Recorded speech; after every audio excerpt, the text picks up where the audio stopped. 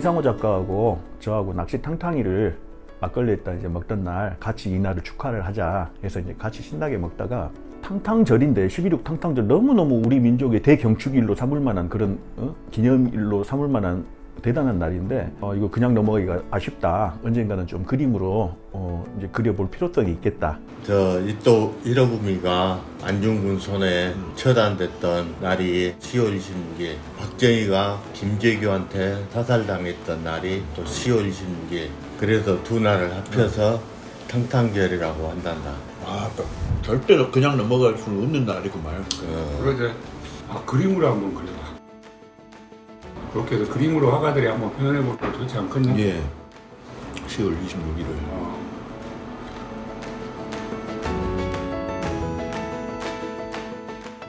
탕탕전이 뭐냐면 이런 친일 세력과 그 친친일 세력들 이런 사람들을 처벌을 해서 민족의 정기를 바로잡다는 얘기죠.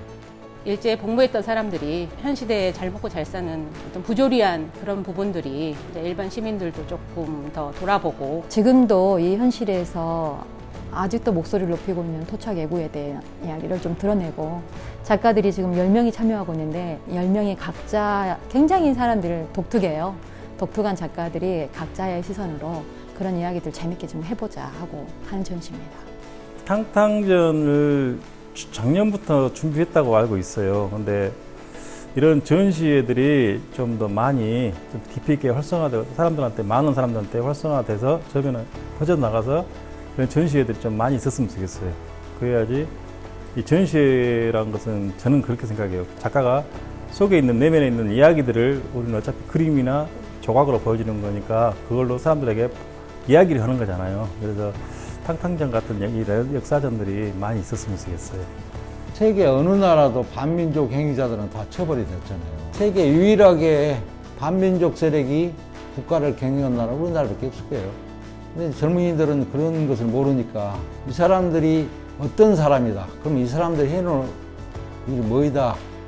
하는 것을 알리고 싶죠. 탕탕전을 통해서.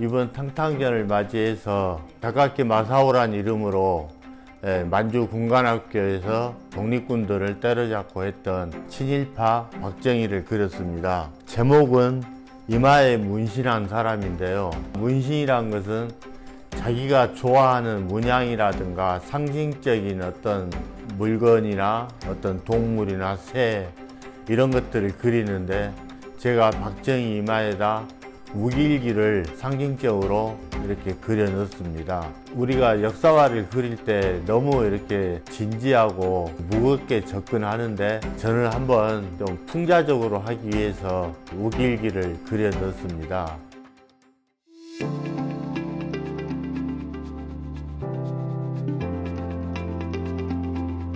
이번 그 탕탕전의 출판한 작품은요, 친일파에 대한 그 역사와 연원, 친일파들 성격에 대해서 묘사를 한 작품입니다. 친일파가 이렇게 되었던 그 인물들의 심리적인 근원이 어디에 있는지가 되게 궁금했어요. 기회주의고 자신이 알라고 해서 이제 나라도 팔아먹는 사람들의 속성은 어떤 건지를 좀 이렇게 많이 표현하려고 노력했습니다. 친일파에 대한 인물을 고발하는 게 아니고 그 친일파에 대한 인물 고발은 뭐 이미 많이 했었고 그것보다는 친일파들의 내면에 대해서 제가 좀 묘사를 하고 싶었습니다. 작가 조현이라고 합니다.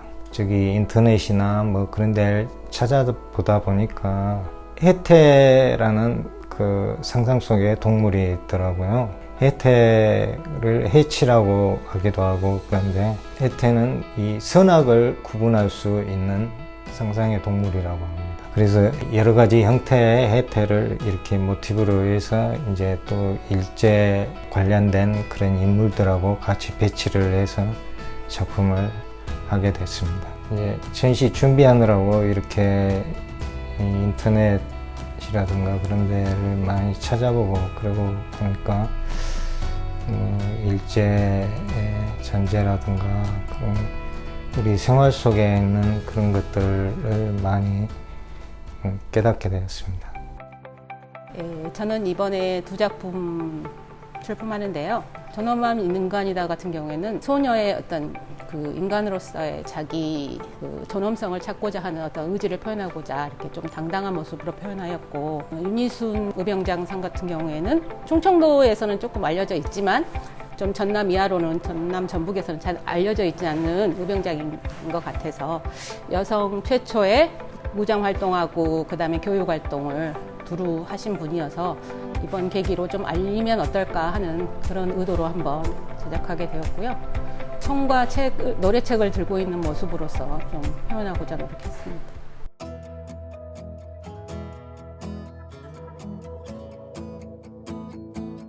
이번 탕탕전 작품명은 나에게 한 알의 총알이 있다면입니다. 안중근 의사께서 또 희로 비밀을 죽이고 박정희가 총을 맞아 죽었듯이 위안부 소녀가 그럴 수 있었으면 하는 간절한 바람으로 작품을 만들게 되었습니다.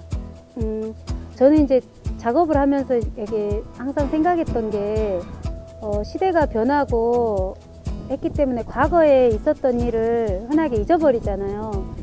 그 12.6이라든지 이런 것들이 자꾸 많은 사람들에게 되새겨지면서 두 번 다시는 그런 일이 당하지 않게 하기 위한 그런 교육을 좀 많이 했으면 좋겠어요. 이번에 탕탕전에 낼 그림은 안중근, 박정희를 쏘다라는 작품입니다. 그림 속에서 가장 특징적인 게 뭐냐면 손가락이에요. 피를 흘리고 있는 손가락. 박정희나 안중근 의사나 둘 다 혈서를 썼었거든요. 안중근 의사는 우리 조국의 자주 독립과 동양 평화를 위해서 이 한 목숨을 바친다라고 이제 그렇게 이제 맹세를 합니다.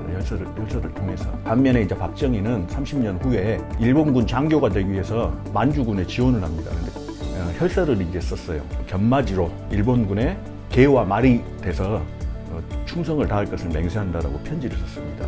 그래서 이제 무엇을 위한 그 혈서였는지 굉장히 차이가 많이 나죠. 개인의 어떤 입신 양명을 위해서 조국을 팔아먹고 민족을 학살하기 위해서 만주군 일본군 장교가 됐습니다. 만약에 이제 안중근 의사가 살아 있었다면 박정희를 반드시 저는 척결했을 거라고 저는 생각을 합니다. 그래서 지금 시대는 다르지만 저런 자들, 조국과 민족을 팔아먹고 자기만의 칠속을 위해서 민족을 팔아먹는 그런 자들은 어느 시대를 막론하고 반드시 응징을 해야 된다, 처단을 해야 된다라는 것을 이렇게 손가락으로 탕탕 하는 소리가 주변의 꽃들이 이렇게 탕 소리처럼 울려 퍼지는 겁니다, 공간에. 그래서 시공간을 초월해서 탕 소리가 영원히 울려 퍼지기를 바라는 그런 마음을 그림으로 표현을 한 겁니다. 안녕하세요. 저는 김하순이고요. 이번에 제가 그리고 싶었던 것을 정말 공을 많이 들였어요. 김복동 김학순 할머니를 그리고 싶은데 이분들 얼굴만 떠올려도 우리가 기분이 좋을 것 같더라고요. 우리가 이길 수 있는 힘? 이분들 얼굴만 봐도 그럴 것 같았어요. 이분들을 어떻게 표현해서 사람들이 그분들 얼굴만 보고도 힘을 얻을 수 있을까? 어떤 논란, 어떤 이야기 이런 것들도 필요 없이 그분들의 인생이 그대로 보일까? 그것을 표현하려고 구상을 하는데 진짜 애를 먹었습니다. 처음에는 이 할머니들과 전쟁의 그 여성의 피해, 여성에 대한 전쟁 범죄를 같이 엮었더니 스토리가 너무 많은 거예요. 그래서 저 작품을 두 개로 나눴거든요. 그래서 여성에 대한 전쟁 범죄는 전쟁 범죄대로, 그리고 이 할머니들은 웃고 있는 얼굴로 그리고 싶어서 그 스토리를 좀 덜어내고 소녀상을 중심으로 하는 사람들의 이야기를 표현해야 되겠다 싶었어요. 아래 보면 소녀상을 중심으로 오른쪽에는 생명 평화를 만들어가는 사람, 그리고 왼쪽에는 반성하지 않고 지금도 역사를 왜곡하는 사람, 토착 왜구를 표현을 했어요.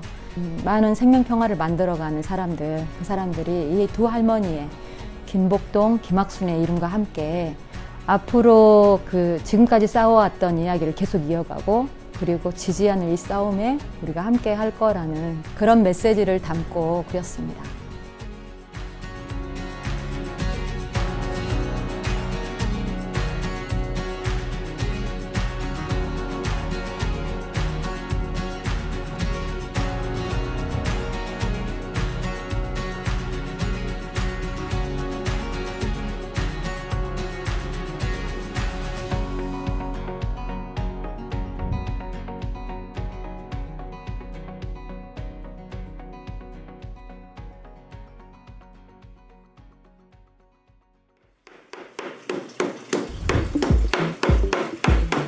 오늘 탕탕전의 어떤 주역들입니다.